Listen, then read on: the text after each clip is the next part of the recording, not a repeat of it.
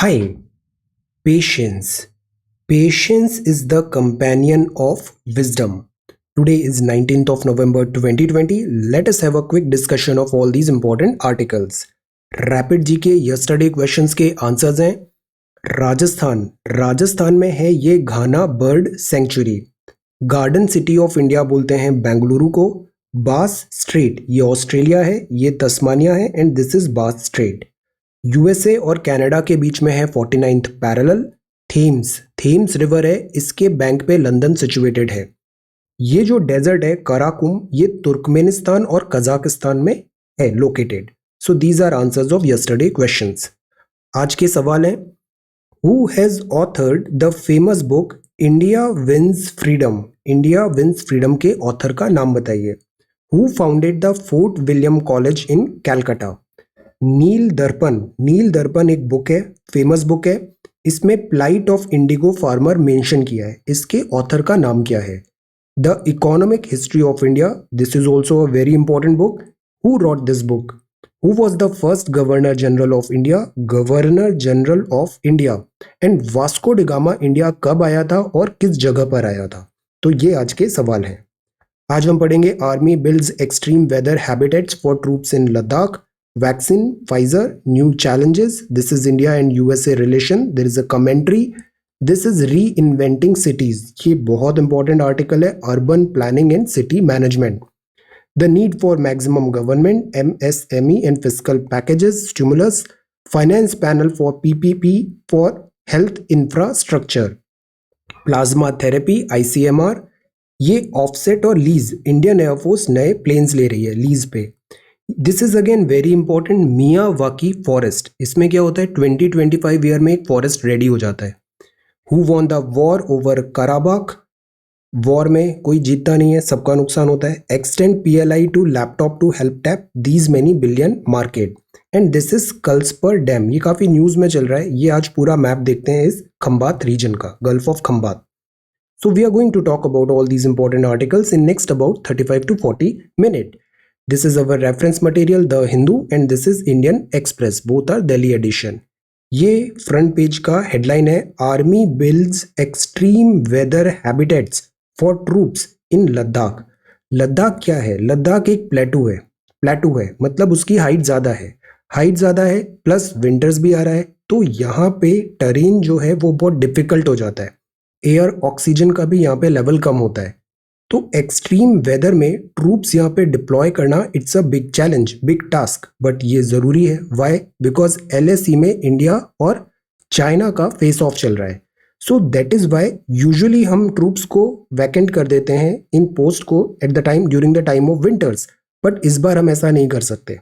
हमें वैकेट नहीं कर सकते, एट द सेम टाइम हमें यहाँ पे नंबर ऑफ ट्रूप्स जो हमारी स्ट्रेंथ है उसको भी अप करना पड़ रहा है। सो दैट इज वाई उसके लिए हमें लॉजिस्टिक्स बनाने पड़ रहे हैं। Army builds extreme weather habitats for troops in Ladakh, और ये एक टफ टास्क है। स्टैंड ऑफ है चाइना के साथ, मोर पर्सनल स्टेशनड है through the winters. Operational efficiency is very very important, logistics, background work, integrated facilities के प्रोविजंस होने चाहिए। तो this is the tough task. Army ने ट्रूप्स डिप्लॉय किए हैं विंटर सीजन में। ये कुछ इस टाइप के वहां पे दिस बिल्डिंग्स बनी है। सी एल्टीट्यूड कितना है? 14,000 to 18,000 feet, this is altitude, height. Temperature होता है -40 डिग्री सेंटीग्रेड, और उसके बाद विंड चिल फैक्टर भी आता है। हवा चलती है तो ठंड और ज्यादा लगती है। स्नोफॉल है up to 40 feet from December onwards. Road यहाँ पे डिफिकल्ट हो जाता है फ्रंटलाइन एरिया में एक्सेस करना, कट ऑफ हो जाएगा। तो दैट इज वाई ये state of the art habitats बनाए हैं। इंटीग्रेटेड अरेंजमेंट होगा, इलेक्ट्रिसिटी, बिजली, पानी, हीटिंग फैसिलिटी होगी, हेल्थ और हाइजीन का। शेल्टर अपग्रेड किया है, एक्सटीरियर भी और इंटीरियर भी for the troops. So this is a tough task. अब यहाँ एक चीज बहुत इंपॉर्टेंट है, वो है LEMOA.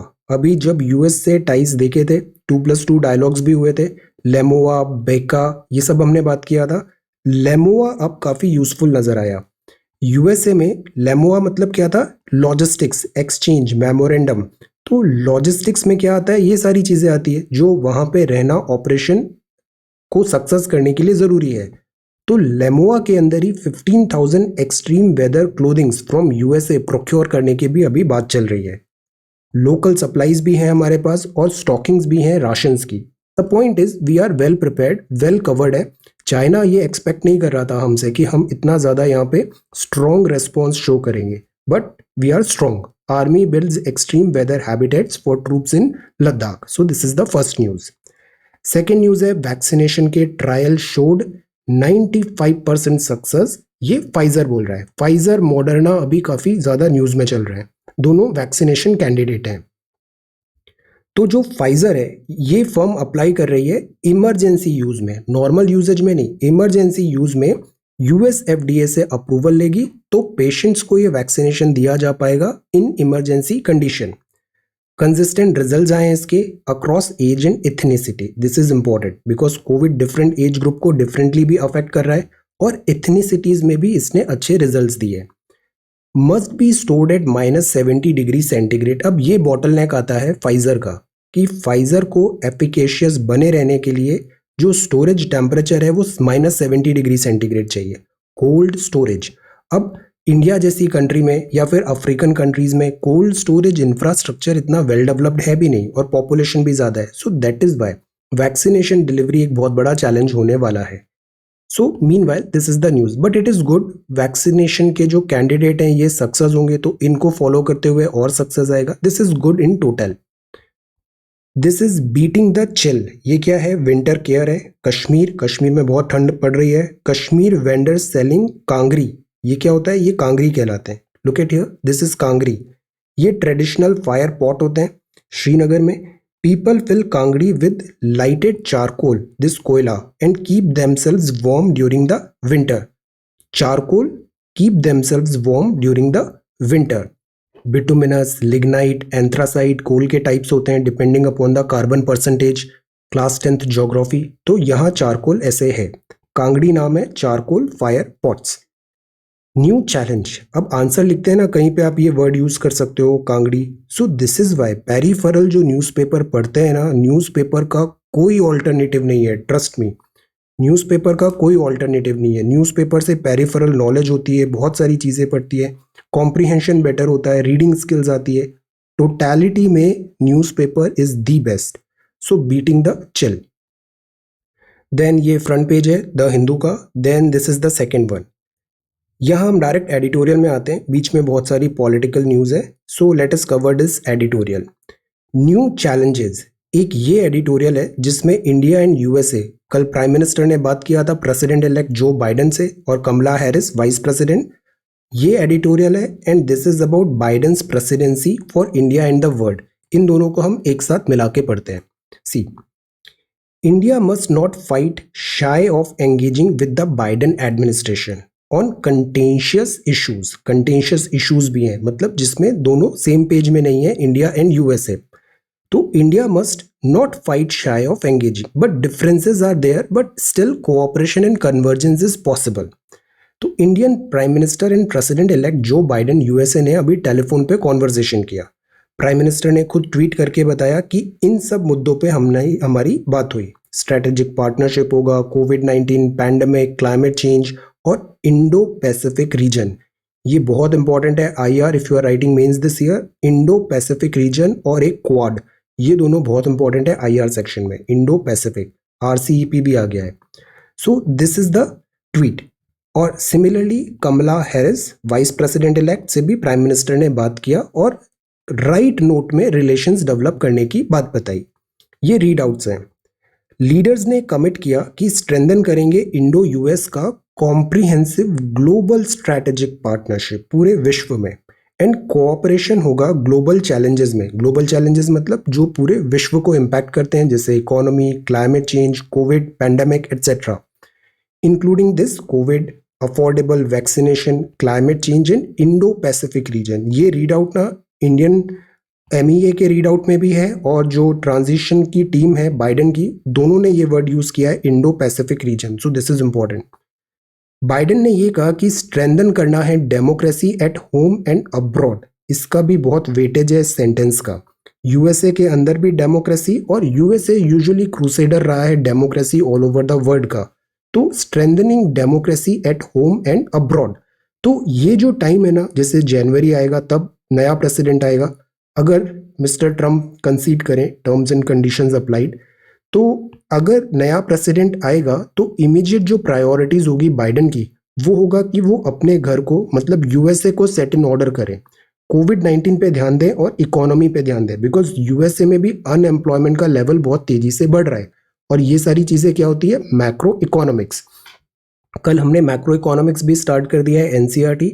These are very very important economics. अब आत्मनिर्भर भारत है, तो जैसा हमारा सेल्फ रिलायंट इंडिया है, वैसे ही अब यूएस भी बोल रहा है, जैसे मागा टर्म था दिस ट्रम्प का, make America great again, Biden बोल रहे हैं बाय अमेरिकन, मतलब अमेरिकन फर्स्ट, जैसे आत्मनिर्भर भारत। तो ये जो नेशनलिस्ट टेंडेंसी है, कंट्री फर्स्ट टेंडेंसी है, दिस इज ऑन राइज। तभी हमने एक एडिटोरियल पढ़ा था, ट्रम्प जा रहे हैं but Trumpism will stay. Climate change होगा, पेरिस अग्रीमेंट से ट्रम्प ने पुल आउट कर लिया था, तो इसमें बाइडन का क्या स्टेक होगा। बाइडन यूजुअली प्रो क्लाइमेट है, वो इन सब चीज़ों को मानते हैं, ग्लोबल दिस क्लाइमेट चेंज हो रहा है तो वापस यूएस ज्वाइन कर सकता है Paris climate. Shell gas drill etcetera में भी बाइडन स्ट्रिक्ट हो सकते हैं। चाइना में पॉलिसी कंसिस्टेंट रहनी चाहिए, जैसा ट्रम्प स्ट्रिक्ट थे बाइडन भी स्ट्रिक्ट होंगे। Indo Pacific, this is very important, secure and prosperous करना दोनों कंट्री का फोकस है। अब ये अलग अलग कंट्रीज हैं, इन अलग अलग कंट्रीज के ऑब्जर्वेशंस क्या है, एक्सपेक्टेशंस क्या है यूएसए से। फॉर एग्जांपल रशिया की ये नॉर्थ स्ट्रीम पाइपलाइन है, बाइडन इसको अपोज कर रहे हैं, बिकॉज अभी हमने देखा Biden pro this Paris agreement भी है, और रशिया और यूएसए वैसे भी सेम पेज में आते नहीं है।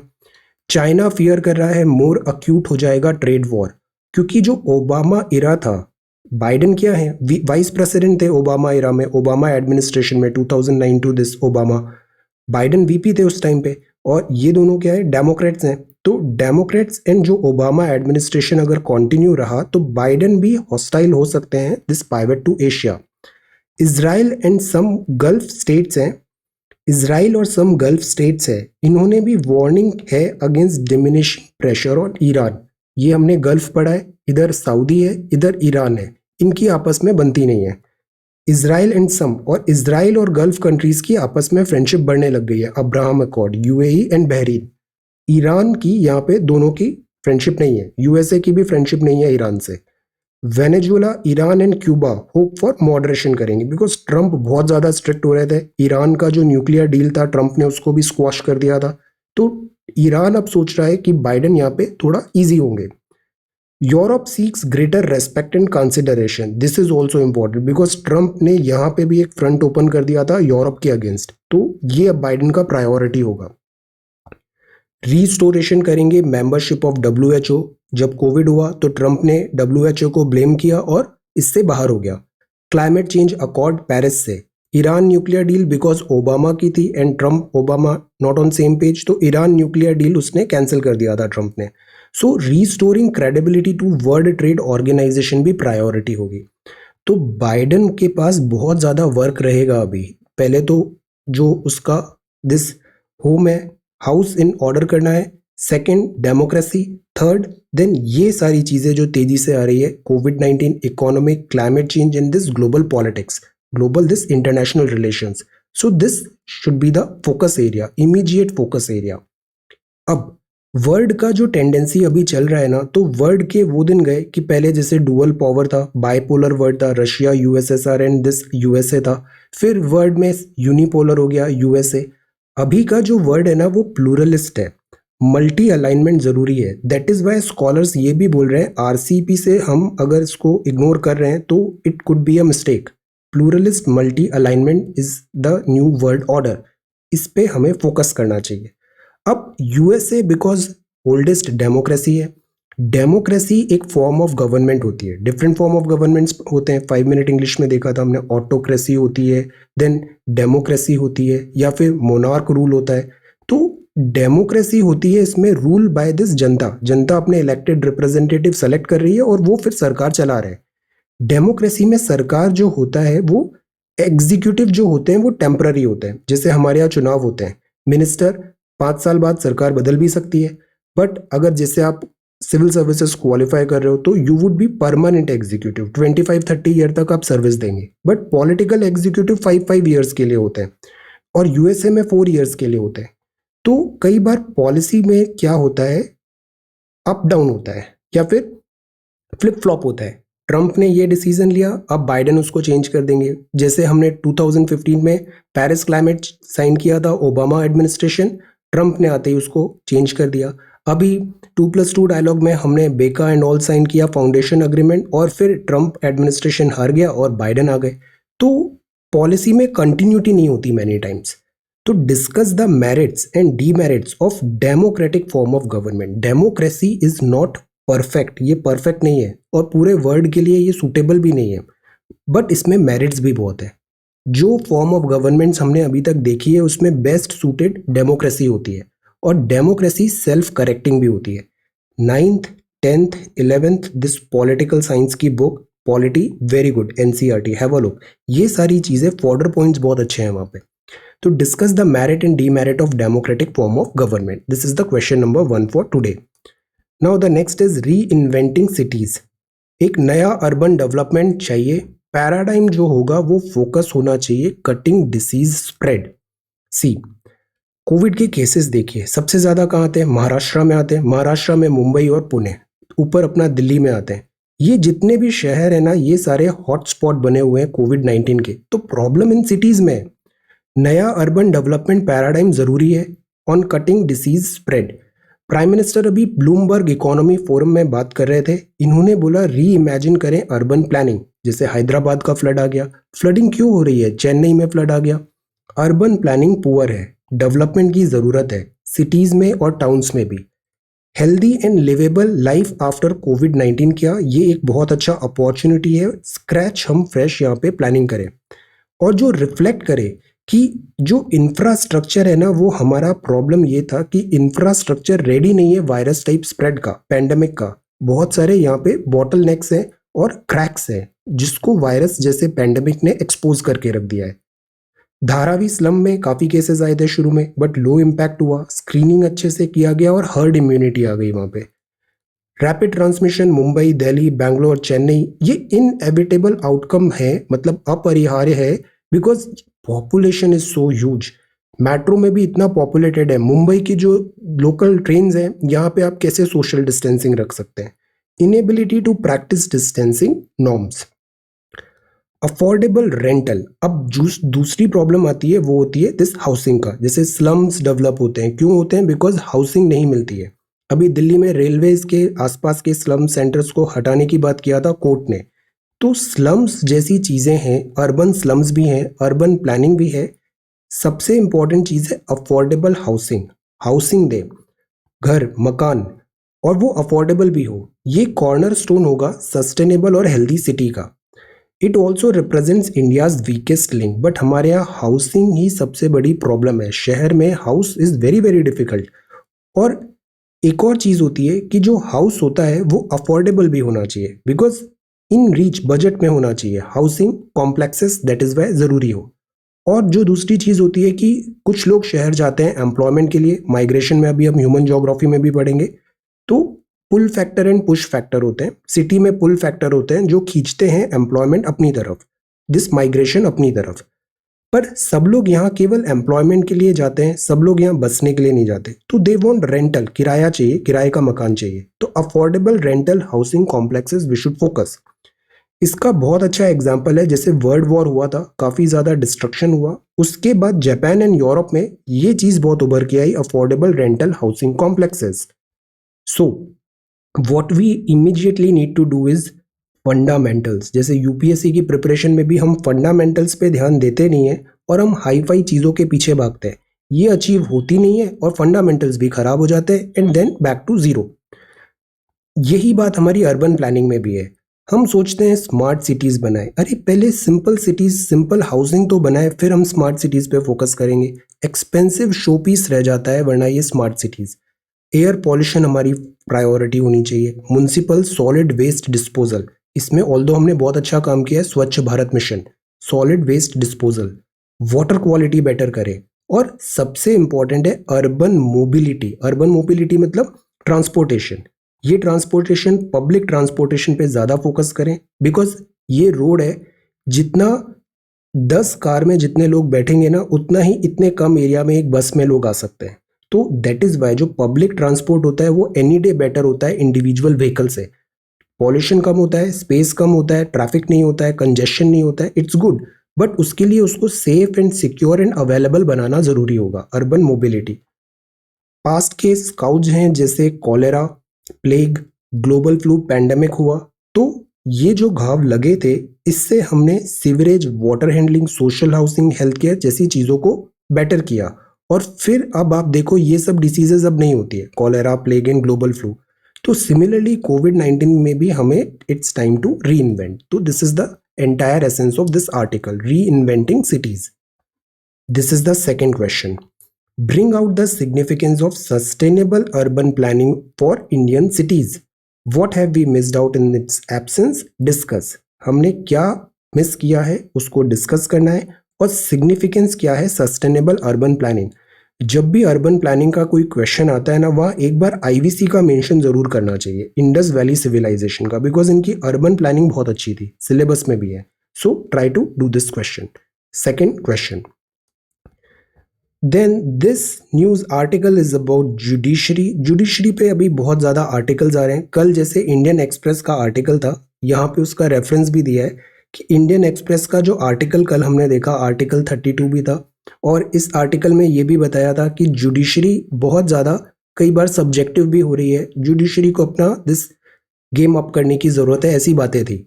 ये अब उसको काउंटर कर रहा है amid a judicial slide of flicker of hope on rights की। सुप्रीम कोर्ट भी डिस्क्रिशन पे काम करती है, एट टाइम्स जजमेंट होता है वो टोटलिटी में देखते हैं। These all things are written over here. Okay, कल एक जो पीडीएफ शेयर किया है that is important, Indian Express का है, आर्टिकल 32 और writs and position. Okay, soul, heart and soul of Indian constitution 32। Okay, freedom and rights, because judiciary क्या कहलाती है, कस्टडियन ऑफ द कॉन्स्टिट्यूशन है जुडिशरी। ये आर्टिकल यूएसए का था। अब ये जो है ना, the need for maximum government, ये क्या है, एमएसएमई है। इंडिया में एमएसएमई सबसे ज़्यादा एम्प्लॉयमेंट जनरेट करते हैं, मैक्रो इकोनॉमिक्स। तो एमएसएमई जैसे सेक्टर है, यहाँ हमें ज़्यादा फोकस करना चाहिए ताकि मास एम्प्लॉयमेंट क्रिएट हो। करंट क्राइसिस है, इसने एक अपॉर्चुनिटी प्रोवाइड किया है to rethink our health, economic and climate policy. Health, economic and climate policy. MSME employment generate करते हैं, बट ये सिवियर क्राइसिस में है। तो if you remember self reliant India के जो फर्स्ट कुछ महीने पहले स्लाइड्स आए थे, उसमें इन्होंने डेफिनेशन ही चेंज किया था एमएसएमई का। ये आज ही इस वेबसाइट से पिक किया है, msme.gov.in। ये रिवाइज्ड क्लासिफिकेशन है एमएसएमई का। Composite criteria, investment in plant machinery and annual turnover, composite criteria है। तो क्लासिफिकेशन क्या है, manufacturing enterprise services, this rendering services का दोनों को क्लब कर दिया है। पहले अलग अलग होता था मैन्युफैक्चरिंग सर्विसेज, अब क्लब हो गया है। तो माइक्रो, स्मॉल एंड मीडियम, ये 3 एमएसएमई रहेंगी। माइक्रो में मशीनरी इक्विपमेंट में नॉट मोर देन 1 करोड़ और annual turnover not more than 5 crore. इतना अगर कंडीशंस हैं तो वो माइक्रो है। स्मॉल में क्या होगा, 10 करोड़ और turnover not more than 50 crore. Medium में क्या है, 50 करोड़ और नॉट मोर देन 250 करोड़। तो ये डेफिनेशन है रिवाइज्ड क्लासिफिकेशन 1 जुलाई 2020। ये हैं MSME. MSME are very very important. अब एमएसएमई को क्रेडिट भी प्रोवाइड किया गया, बट स्टिल जो बैटल ऑफ इकोनॉमिक क्राइसिस है वो कंटिन्यू रह रही है। क्रेडिट की गारंटी दिया, लिक्विडिटी प्रोवाइड किया, but the point is where is the demand. और सबसे बड़ी प्रॉब्लम ये है कि जो फैक्ट्रीज हैं वो बिलो कैपेसिटी रन कर रही हैं, वर्कर्स नहीं है, सिचुएशन फेवरेबल नहीं है, सप्लाईज रुकी हुई है, तो factories are working below capacity. यही बात हमने कल मैक्रो इकोनॉमिक्स में एडम स्मिथ का भी पढ़ा, एंड देन जो कीनीशियन इकोनॉमिक्स है उसमें भी पढ़ा कि जो क्लासिकल थ्योरी होती थी वो बोलती थी कि प्रोडक्शन जो भी हो रहा है वो ऑप्टिमम लेवल पे हो रहा है, और जो भी वर्कर्स है उसको हमेशा वेजेस मिल जाएंगे। ये क्लासिकल थ्योरी इकोनॉमिक्स की चलती थी। बट 1919 आया, फिर 1929 ग्रेट डिप्रेशन आया, फिर ये कीनीशियन इकोनॉमिक्स आएगी। तो this is the problem, factory below capacity run चल रही है, और हाउस होल्ड्स हैं, सबका इनकम ड्विंडल हुआ है, मोस्ट ऑफ पीपल का, इस कोविड-19 के कारण इकोनॉमिक दिस प्रॉस्पेरिटी कम हुई है, इनकम सैलरी ड्विंडल हुआ है। अब पैसे कम आएंगे तो हम खर्चा कम कर देंगे, नोट डिमांड आएगा, और फिर ये विशियस साइकिल चालू हो जाती है। तो दिस इज द प्रॉब्लम। अब साइकिल से निकलने के लिए हमें दिस एक्स्ट्रा डोज चाहिए होगा, स्टिमुलस चाहिए होगा। That is what government should do. Fiscal stimulus elaborate है, इसमें अब देरी नहीं करना चाहिए, मैग्नीट्यूड इसका ह्यूज होना चाहिए। डेफिसिट करें monetise, although it is not sound economic principle but we should go ahead. Deficit भी करने की जरूरत पड़े तो करना चाहिए इफ रिक्वायर्ड। प्रीवियस नोट्स में आरबीआई एक्स गवर्नर का एक बहुत अच्छा आर्टिकल आया था डेफिसिट मोनेटाइजेशन पे, हैव अ लुक। उसमें बहुत अच्छे पॉइंट्स दिए कि क्यों डेफिसिट मोनेटाइजेशन करना could be a good economic. So this is deficit monetisation. अब ये है दिस एमएसएमई, मैक्सिमम गवर्नमेंट।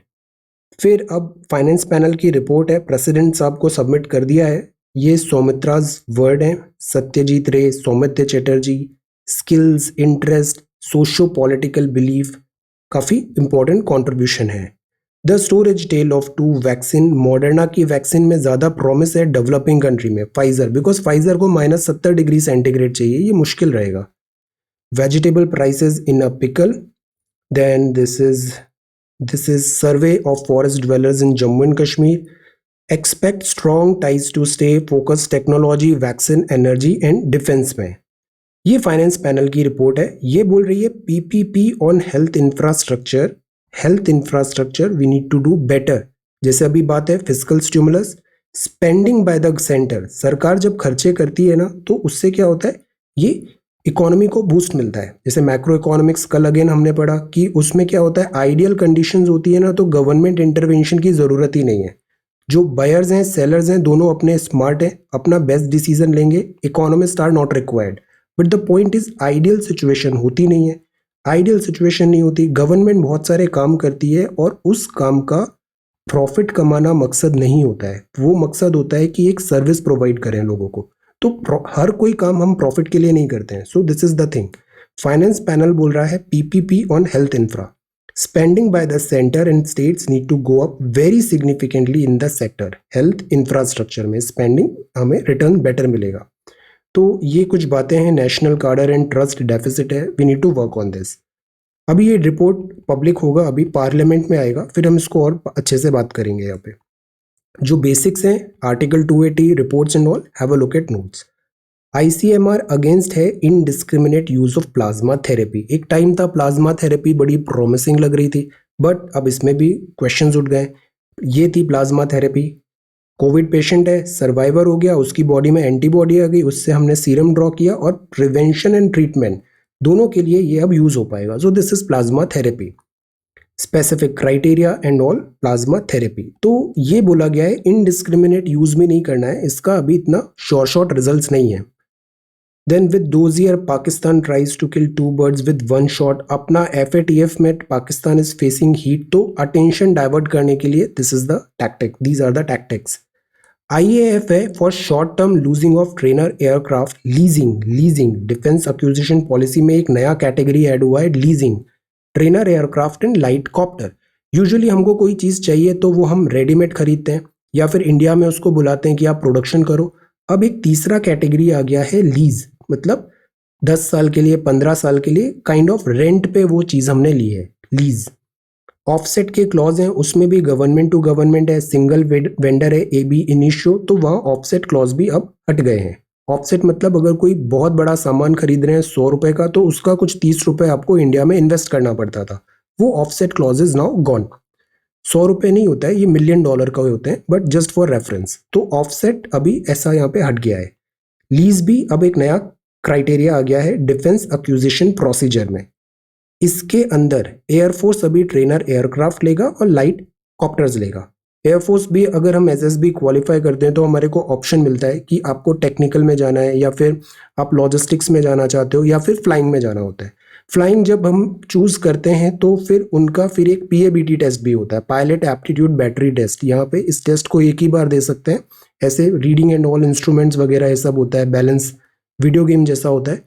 तो ये जो होता है फिर ये कैंडिडेट सेलेक्ट होते हैं। अब इन कैंडिडेट्स को ट्रेनिंग दिया जाता है, trainer aircraft is required. See it is exploring options on leasing and mid air refuelling aircraft. Mid air refuelling aircraft, जैसे अभी रफेल आया, वो एक ही टेक में आया है फ्रॉम फ्रांस टू इंडिया, उसका मिड एयर रिफ्यूल हुआ था।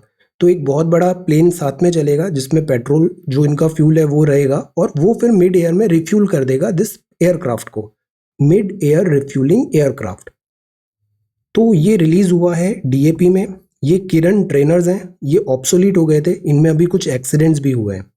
तो इंडिजीनस जो है हमारा, इसमें टाइम लगेगा। हिंदुस्तान एरोनॉटिक्स लिमिटेड के साथ प्रॉब्लम है कि this is very slow, HAL advanced trials में, प्लग इन द गैप्स हैं शॉर्ट टर्म थ्रू लीजिंग, तो इसलिए हम लीज के थ्रू ये कुछ कॉप्टर्स लेंगे।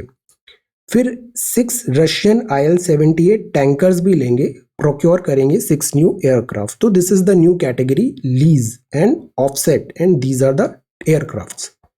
अब जो न्यूज है that is about this forest. CMG NREGA wages harder than the labour getting difficult हो रहा है। ये फॉरेस्ट है। सी, अगर कोई पैच है, बैडलैंड है, बैडलैंड टोपोग्राफी है, वहां हमें फॉरेस्ट ग्रो करना है, तो फॉरेस्ट बनाने में 100 साल ऐसे टाइम लग जाता है। बट एक नया टेक्निक है, जापानीज टेक्निक निकाला था, that is this Miyawaki forest. ये काफी पॉपुलर हो गया है, और जहां डिग्रेडेड लैंड है वहां हम इस टाइप से फॉरेस्ट ग्रो करने की कोशिश कर रहे हैं। तो जो 100 साल का टाइम है ना, वो 20-25 साल में कट शॉर्ट हो जाता है। तो it's a good thing, 20-25 year में एक फॉरेस्ट रेडी हो जाएगा। ये है Miyawaki method.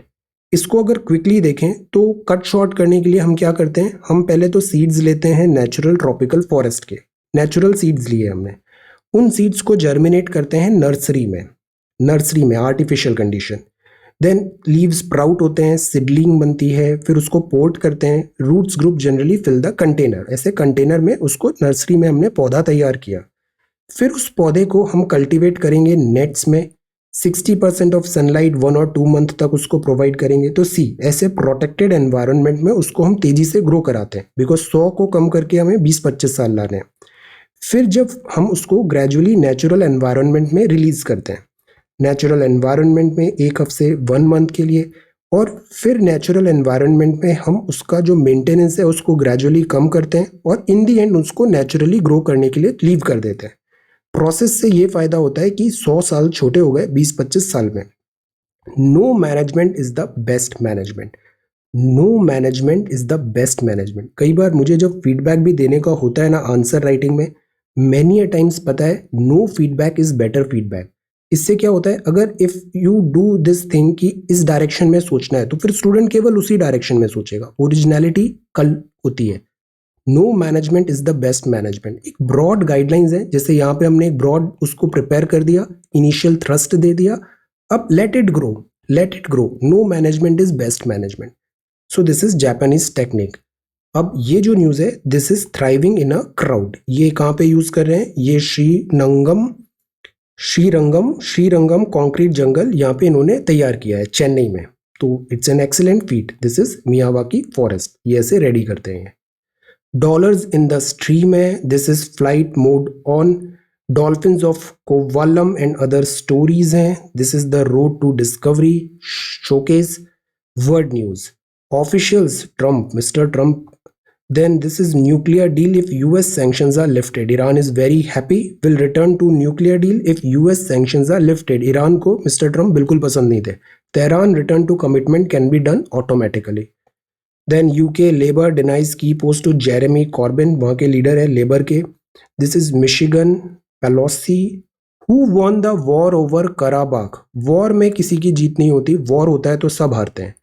War, Who won the war over Karabakh? अब ये कॉन्टिन्यूसली हम पढ़ रहे हैं इस आर्टिकल को।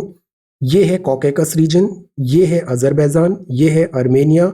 जब यूएसएसआर का डिसइंटीग्रेशन हुआ तो कुछ अर्मेनियन कॉलोनीज यहाँ पे आ गई थी, और यहाँ पे एक अजरबैजान की भी कॉलोनी थी। अब ये अर्मेनियंस चाहते थे यहाँ अर्मेनिया टाइप रहे, अजरबैजान चाहता था इसको अजरबैजान में बनाए। अर्मेनिया यहाँ पे हार रहा था, बट रशिया ने इंटरवीन किया। तो कौन जीता इसमें? सी, अर्मेनिया एंड अजरबैजान ने अभी अग्री किया है, फाइट एंड करेंगे, और ये डील हुआ रशिया के। अब यहाँ पे प्लेयर्स कौन कौन से हैं? रशिया। तो रशिया का क्या केस हुआ? रशिया ने इस पूरे फाइट में ब्रोकर करने में कुछ अपनी ट्रूप्स अजरबैजान वाले एरिया में भी रखी है, तो रशियन ट्रूप की प्रेजेंस आ गई अजरबैजान में, तो it's a win for Russia. Security guarantee उसने अर्मेनिया को दिया था, बट उसने ये गारंटी नहीं दिया था कि जो अर्मेनियन कॉलोनीज इन अजरबैजान है उसको भी हम प्रोटेक्ट करेंगे, but Russia is doing this thing. Second, Russia का यहाँ पे ये बैकयार्ड है, कोई भी कंट्री अपने बैकयार्ड में कभी भी फ्रिक्शन नहीं चाहेगी। यूएसए ने इतनी लड़ाई लड़ी बट एक लड़ाई वो नहीं लड़ेगा अपनी लैंड पे। यूएसए हमेशा बाहर जाके लड़ता है, घर पे कभी नहीं लड़ता है। तो बैकयार्ड पे वो डू नॉट वांट फाइट। ये रशिया का बैकयार्ड था, दैट इज वाई रशिया यहाँ पे इतना एक्टिवली डील ब्रोकर करने की कोशिश किया। Armenia could lost but saved, Armenia को बचा लिया, ऑल्दो कुछ विलेजेस खाली करने पड़े। अजरबैजान को यहाँ पे गेन हुआ है और सबसे बड़ा गेन हुआ है दिस टर्की को। टर्की ने अपना यहाँ पे क्लाउड दिखाया है बैकयार्ड ऑफ रशिया में। Let us see, Russia and Turkey भी अभी लॉगर हेड्स में आ रहे हैं। Let us see. अब जो नेक्स्ट है that is the Karabakh region हुआ। Vedanta bids for BPCL, IMF foresee करता है लेगेसी स्कार कोविड-19 क्राइसिस, लिक्विडिटी सफिशिएंट। ये है दिस इंसेंटिव्स। इंसेंटिव्स लैपटॉप को भी मिले बिकॉज लैपटॉप मार्केट भी 100 बिलियन मार्केट है, इसमें काफ़ी पोटेंशियल है। प्रोडक्शन लिंक्ड इंसेंटिव्स, तो क्या है कि प्रोडक्शन लिंक्ड इंसेंटिव्स में हम फायदा पहुंचाएंगे अगर इंडिया के प्रोडक्शन हो रहा है and all. Pharma, medical device, electronic, पहले ये 3 में था, इसमें 6 सेक्टर और ऐड हुए।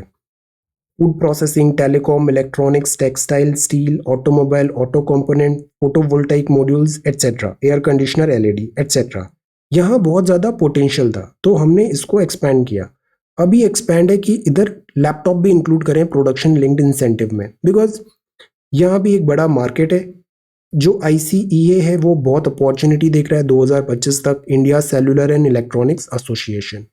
तो PLI is an important concept, production linked incentives. Production बढ़ाएं इंडिया में, फॉरेन जो है वो इंडिया में आए एंड प्रोडक्शन करें।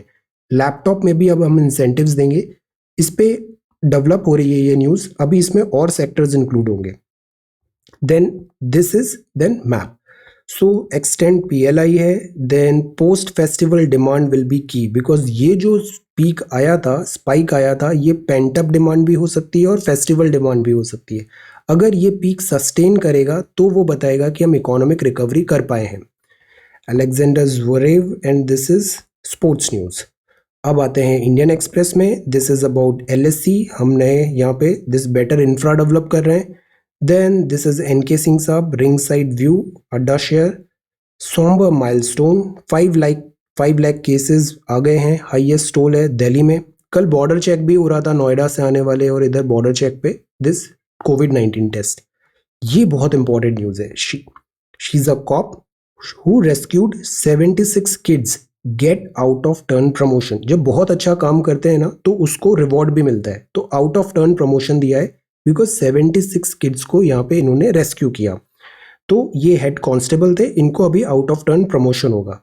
सर्विसेज में भी आप देखना, जैसे कंपनीज में भी देखते हैं, ऐसा नहीं है कि IPS ही सब कुछ है। जो पुलिस में भी या दूसरे डिपार्टमेंट में भी जो मिडिल रैंक स्टाफ है, लोअर रैंक स्टाफ है, ग्राउंड स्टाफ है, कई बार ये ज़्यादा अच्छा काम करते हैं, इनकी यूटिलिटी बहुत ज़्यादा होती है। Okay, see cop who rescued 76 kids get out of turn promotion. Okay, excellent work. After phase 3 trials, Pfizer BioNTech vaccination candidate 95% effective बता रहे हैं, good.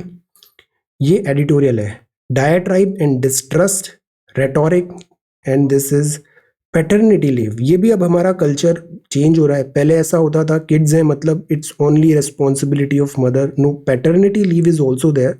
Time has come for both Indian men and women, equal responsibility. Fleeting thoughts हैं, this is about users Twitter, and ये है a listening classroom psychological care that the university must prioritise post covid. जो ये generation है ना, very good IQ, very good, excellent, बहुत जल्दी चीज़ें समझते भी हैं, ग्रास्प भी करते हैं, they are really good. EQ पे भी हमें वर्क करने की ज़रूरत है, this psychology.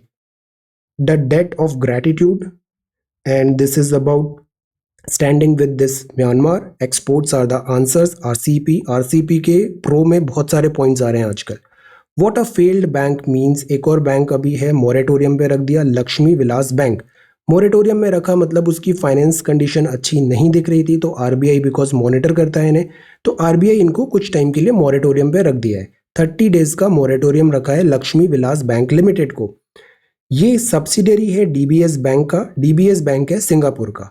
The reason moratorium में, बिकॉज सेफ्टी रीज़न है, फाइनेंशियल रीज़न। ये जो बैंक है, इस बैंक के अकाउंट्स अच्छे नहीं है, फाइनेंशियल पोजीशन ड्विंडल हो रही थी, लोग पैसे ज़्यादा निकाल रहे थे, इन्वेस्टमेंट कम था, तो दैट इज़ वाई बैंक का हेल्थ डेप्रिशिएट हुआ। दैट इज़ वाई यहाँ पे उसको मोरेटोरियम में सेफगार्ड करने के लिए रखा और विड्रॉवल का लिमिट लगा दिया। ये आरबीआई का स्टैंडर्ड प्रोसीजर होता है। डिपॉजिट सेफ हैं, और उससे भी अच्छी बात है कि कुछ टाइम पहले DICGC है कि जो बैंक में आप पहले जो भी पैसा रखते हो, अगर बैंक फेल होता है तो पहले 1 लाख रुपए का इंश्योरेंस होता था, अब वो इंश्योरेंस कवर 5 लाख हो गया है। बट अगर 50 लाख है, बट तब भी इंश्योरेंस 5 लाख का ही होगा अगर बैंक फेल होगा तो दिस इज 5 लाख। पहले ये 1 था, अब 5 हो गया, तो this is some relief. But ये जो सेक्टर है ना, इसमें हम एक बार थोड़े दिन बाद अभी डिटेल में बात करेंगे और क्लैरिटी आ जाए अच्छे से।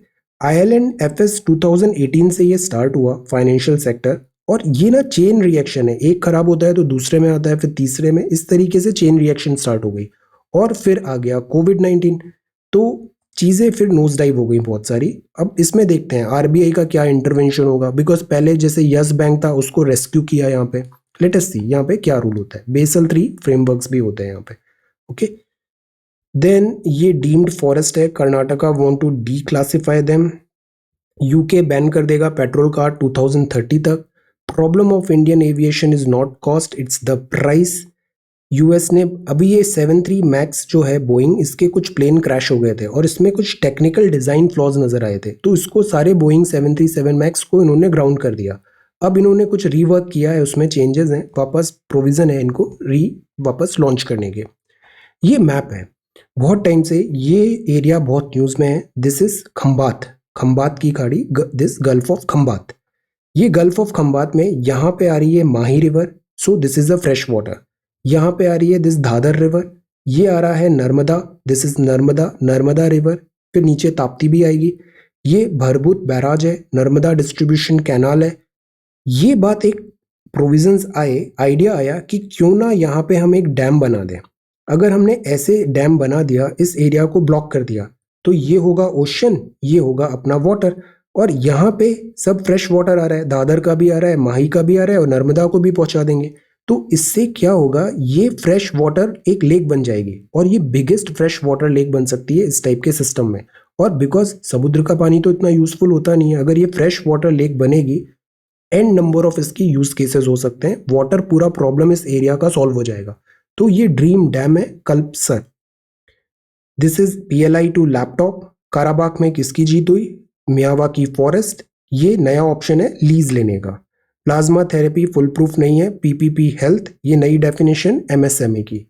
Then significance of sustainable urban planning, reinvent करें सिटीज। आंसर मेरिट और डीमेरिट बताइए डेमोक्रेटिक फॉर्म ऑफ गवर्नमेंट के।